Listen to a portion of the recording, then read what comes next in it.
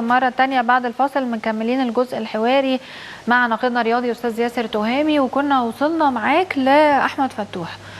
هل في عرض تم تقديمه من نادي الاتفاق السعودي، علما بأنه الصحف السعودية اتكلمت على أنه هو على رادار المفاوضات، والكلام عن أنه ممكن ينتقل للنادي الأهلي؟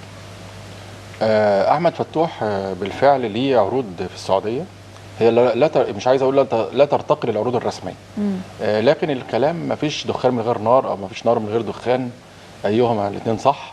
انا اعتقد ان احمد فتوح مستواه يعني يأهله اللي هو يحترف في الاتفاق السعودي، والاتفاق السعودي طبعا جيرارد النجم الاسطوري لريدز ليفربول هو المدير الفني، وفعلا ابدا اعجابه مبدئيا باحمد فتوح. النادي الاهلي، انا بقول النادي الاهلي المفروض لما الزمالك زي ما قال كده وقال احنا مش عايز احمد فتوح وعرضه للبيع، يبقى من عن طريق نادي الزمالك، لان آن الاوان.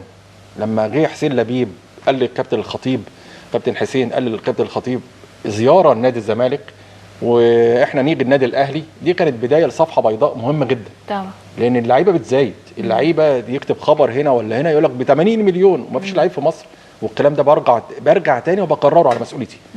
اكبر لعيب فيك يا مصر ما يسواش 4 مليون جنيه او 3 مليون جنيه اقصى. مين هو؟ اذا كان فتوح ولا اذا كان زيزو اللي هو احسن لاعب في الدوري المصري، زيزو بتاع الزمالك، انا بقول ما فيش لعيب يستاهل اكتر من كده في المجموعه دي. فآن الاوان. ايه اللي وصلهم بقى الاسعار دي؟ الاسعار دي فلكيه عشان مزايده، يعني يجي مثلا يقول لك ايه ده فتوح الاهلي عايزه مش عارف ايه، ده زيزو بيراميدز بيقول لك 40 مليون، يعني شائعات بهدف التسويق طبعا، شائعات. واللي بيقدر اللي بيلعب في الحته دي قوي بذكاء هو وكيل اللاعب، وكيل اللاعبين، ده كينج تسويق زي رامي عباس مع محمد صلاح. لكن شتان الفرق، محمد صلاح يستاهل تقله ذهب ويستاهل الفلوس اللي مدفوعه فيه واكتر كمان، لان حتى الان لو هنرجع بقى نعمل سكريبت بلغه المسرح، محمد صلاح لم يحصل على التقدير الكافي من كلوب او اداره ليفربول حتى الان. يعني مش هقول لك بتاعه الكابتن الفريق حطوا نمره 5 بعد فان دايك، هو اقدم من فان دايك، لا طبعا كلوب وليفربول. حتى لو عايز اقول لك الجيرارد نفسه اللي هو معجب بطارق حامد باحمد فتوح وعايزه. والاتفاق على فكره كمان، يمكن احمد فتح الله يعرف، هو نادي كبير جدا في الدمام في السعوديه ومن الانديه المنافسه الكبيره، وعنده امكانيات عاليه جدا، يعني امكانيات، وعنده لعيبه في المنتخب كتير قوي.